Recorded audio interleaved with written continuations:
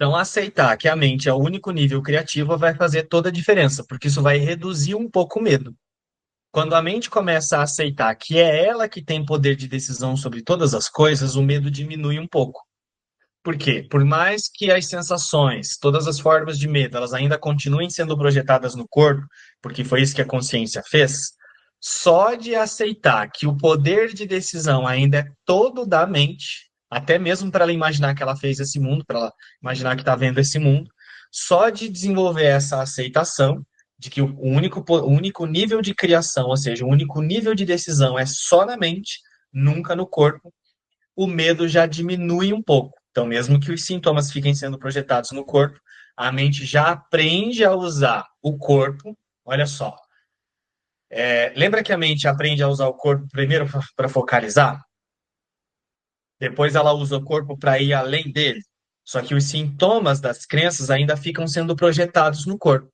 Só que quando a mente foi além do corpo e aceita que não é o corpo que está tomando decisão nenhuma, mas é a mente que está escolhendo tudo, a consciência que está escolhendo tudo, já que é ela que escolhe, ela fortalece o poder de decisão. Então, ela consegue olhar de um outro ponto de vista para as sensações projetadas no corpo. Aí é quando ela para de querer resolver ou para de querer fugir com coisas externas. Lembra também que numa das sessões anteriores foi falado sobre isso, que a expiação ela só pode ser aceita dentro, ela não pode ser aceita com nenhuma coisa externa, nem mesmo as religiões, nem mesmo as práticas espirituais, né? O dentro é dentro da consciência, dentro do sistema de pensamento da consciência. Nem o corpo é o dentro, o corpo ainda está fora. Então, quando a mente reconhece esse poder de decisão, o medo já diminui. Mesmo ela percebendo os sintomas físicos sendo projetados no corpo, é aqui que ela desenvolve uma força mental para olhar para o medo sem o medo. E aí, realmente, ela vai soltar o medo agora.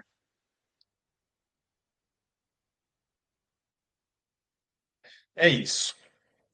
Só a mente pode criar porque o espírito já foi criado. E o corpo é um instrumento de aprendizado para a mente. Seu propósito é meramente facilitar o aprendizado. O pior, o pior que um uso faltoso de um instrumento de aprendizado, o pior que um uso faltoso de um instrumento de aprendizado pode fazer é falhar em facilitar o aprendizado. Então, o corpo é um instrumento de aprendizado. Então, o corpo não toma decisão. Então, essa caneta é um instrumento de aprendizado. Usando esse nível aqui da ilusão para entender qual é o significado que ele está convidando já que seja dado para o corpo através dessa sessão. Olha só, o título da sessão é A Cura como Liberação do Medo.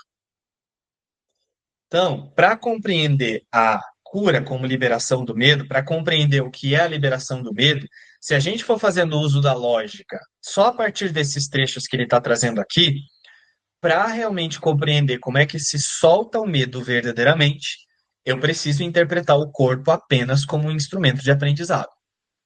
Se o corpo é interpretado com algum nível de responsabilidade sobre qualquer coisa que está sendo sentido, a mente já está distorcendo o que ela é. Estão entendendo, gente? Ele vai falar isso mais para baixo nesse texto aqui. Mas olha só, vamos lá. Se o corpo é visto como responsável por qualquer coisa que está sendo sentida, a mente já está distorcendo o próprio poder.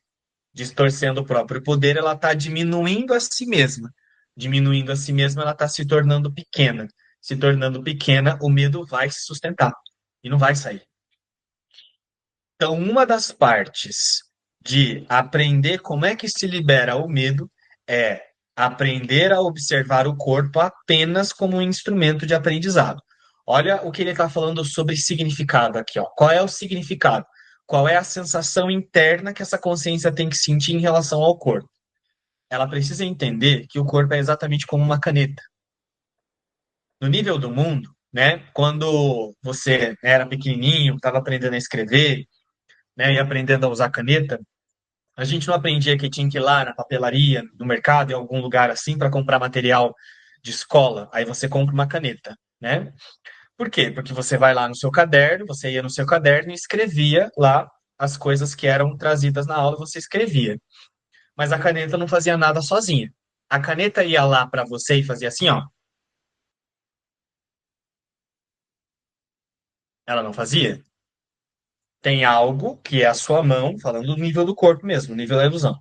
Você pega a sua mão, direciona a caneta e você faz tudo ali. A caneta, então, é um instrumento para que eu possa escrever aquele texto, participar daquela aula e aprender alguma coisa. É a mesma coisa aqui. O corpo tem que ser interpretado do mesmo jeitinho. O corpo é só como uma caneta, um instrumento de aprendizado que eu tenho que usar para aprender algo. Se ele está falando que a mente é o único nível de criação, como é que eu tenho que usar o corpo, então, para aprender? Eu tenho que interpretar o corpo como uma caneta para o tempo todo lembrar essa mente que é ela que decide, não o corpo. Então, o corpo não pensa, o corpo não sente, o corpo não sofre, o corpo não se irrita, o corpo não sente raiva, né? O corpo não sente falta, o corpo não sente insatisfação, o corpo não sente prazer, o corpo não sente satisfação, o corpo não sente nenhuma dessas coisas. Todas essas coisas são interpretações mentais ainda projetadas no corpo. Então, se o corpo, então, é um instrumento de aprendizado, ele é um instrumento de aprendizado para quê? Se ele não tem decisão nenhuma.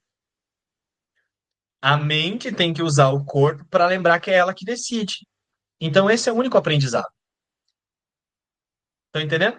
Se o corpo tem que ser usado como um instrumento de aprendizado, mas ele não aprende e ele não decide, né? Então a mente tem que utilizar o corpo para lembrar que é ela que decide o tempo todo.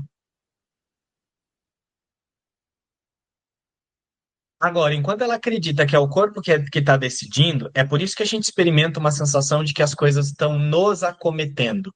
Porque se ela diz que é o corpo, então ela não é responsável. Então, dizer que é o corpo, que as coisas que estão surgindo no corpo estão vindo do nada, é porque então tem um agente externo que produz aquilo que o corpo está sentindo. Se tem um agente externo que produz aquilo que o corpo está sentindo, então tem uma crença na vítima. Tem uma crença de que há algo fora de mim que pode me atacar. Então, essa sensação de que nós somos acometidos por sensações, por sintomas, por raiva, que tudo isso parece ser experimentado pelo corpo, na verdade é só a crença, como a gente viu no outro trecho ali, é só a crença na consciência de que é o corpo que tem o poder e não ela. Mas é ela que tem o poder. Ó, a consciência tem o poder e é ela que decide. Só que ela acredita que é o corpo que tem poder, mas é ela que tem o poder. Então ela forma uma crença de que é o corpo que tem poder. Se ela acredita que é o corpo que é o poder, que tem o poder, então o que que ela fez? Se é ela que tem o poder, ela define que esse poder dela é fraco, então ela se faz de vítima. Então ela entrega o poder para a certeza no ataque, o corpo produz os ataques, corpo não, né? Ela própria produz os ataques projetados no corpo e reage aos próprios ataques projetados no corpo como se fosse vítima do que ela própria fez. Tudo isso por causa da crença de que é o corpo que tem poder de decisão. Então, enquanto o corpo não é percebido só como um instrumento de aprendizado, então o medo não diminui.